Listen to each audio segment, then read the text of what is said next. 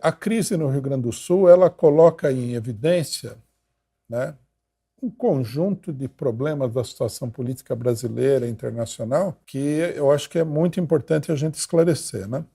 O primeiro deles é que um pessoal na esquerda, quando aconteceu o negócio no Rio Grande do Sul, já saiu com o negócio do aquecimento global. Essa largada aí do aquecimento global foi impugnada porque o problema não é aquecimento global. O problema aqui chama-se Eduardo Leite. Primeira questão. Aí o pessoal diminuiu o negócio do aquecimento global porque eles se deram conta de que, falando em aquecimento global, eles estavam limpando a ficha do governador do Rio Grande do Sul. Isso não é uma novidade, né? Isso daqui é uma coisa que sempre aconteceu. Você tinha inundação em São Paulo, aí você ia criticar o prefeito ou o governador, que não tinha feito as obras necessárias, e o governo e a imprensa que apoiava o governo falava assim, não, é um problema da natureza.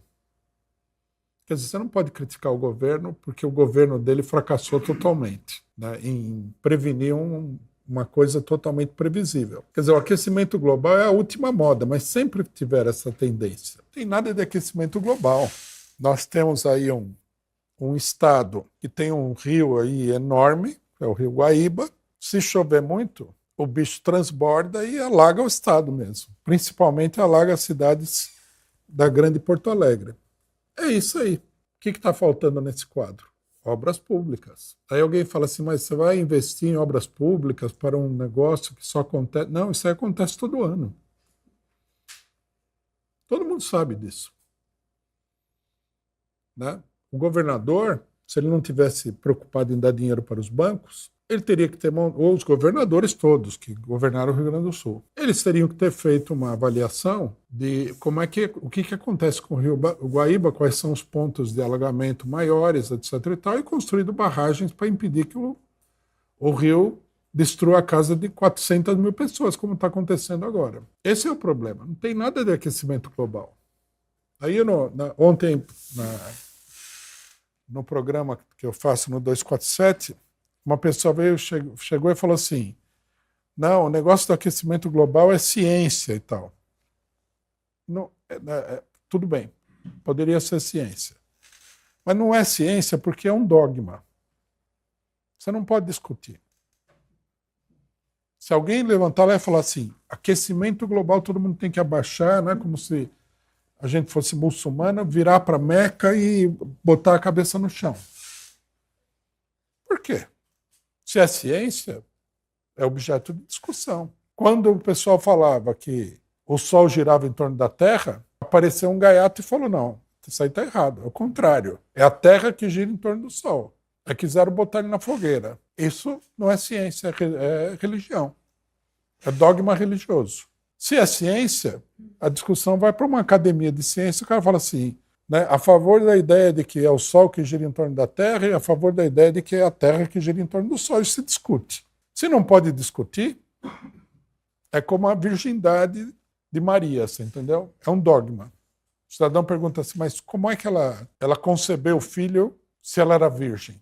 Foi o Espírito Santo. Como assim Espírito Santo? Não tem explicação, é um dogma. Porque a religião, a maior parte das coisas não tem explicação. Você aceita ou não aceita, né?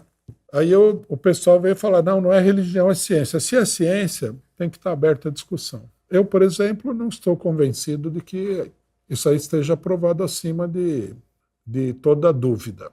E uma coisa que deve inspirar a maior desconfiança de todo mundo é que toda hora que fala em aquecimento global é para fazer alguma maldade. Então, eu, por exemplo, eu não sou cientista, não sei como é que eles fazem o cálculo, não conheço todos os meandros do problema científico, mas se é usado o tempo todo para favorecer os Estados Unidos e a Europa e desfavorecer o resto do mundo, sou obrigado a desconfiar que alguma picaretagem tem nisso daí. E de mais a mais, está aberto à discussão.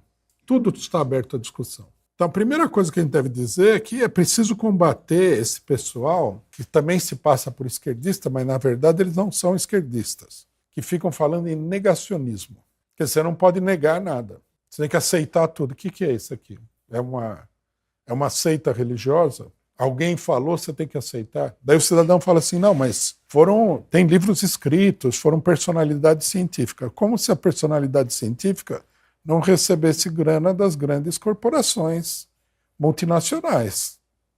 Como se ele fosse um anjo sem sexo que está no céu. Não sou obrigado a acreditar em nada disso. As autoridades, elas estão, com o negócio da Palestina, a autoridade das autoridades foi abaixo. Né? Por exemplo, a ONU não conseguiu fazer nada contra um morticínio impressionante que está acontecendo aos olhos de todo mundo.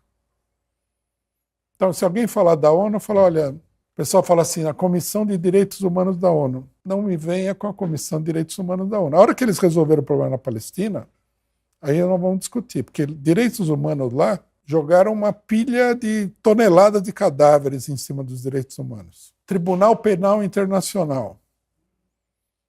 O tribunal julgou que não conseguiu nem julgar direito que o que está acontecendo lá é um crime monstruoso. Aí os norte-americanos foram lá e, né, não sei como é que eles fizeram o negócio, e o Netanyahu não tem mandado de prisão do Netanyahu. Daí o pessoal fala, tem que prender o Putin. Tudo bem, né? É uma picaretagem. A autoridade foi abaixo. Então, as autoridades científicas também não estão melhores do que isso. Está tudo ligado no mesmo esquema.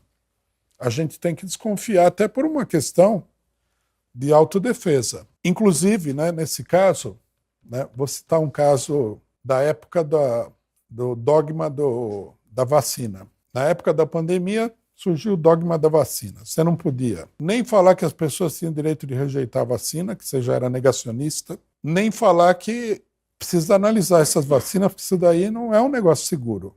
Não podia falar isso aí também. Aí, recentemente, duas coisas vieram à tona. Uma das principais defensoras do dogma da vacina no Brasil é uma médica chamada Natália Pasternak, que na época eu falei, isso aí é PSDB e tal. Mas eu não tinha me dado conta de que era pior do que o PSDB. Ela, na verdade, é uma defensora do sionismo. Então, ó, se alguém achava que ela tinha alguma autoridade, não é o meu caso. Ó, a autoridade dela despencou. Defendeu o sionismo na faixa de Gaza, perdeu toda a autoridade. Era a pessoa que mais falava do negócio da vacina. A empresa britânica que fabricava, né, a AstraZeneca, decidiu cancelar a fabricação da vacina. A alegação da empresa foi que a vacina deles não estava se dando tão bem quanto os concorrentes. Dá para acreditar nisso daí? Não. Mesmo que fosse indo muito mal, ia dar muito dinheiro. É ou não é?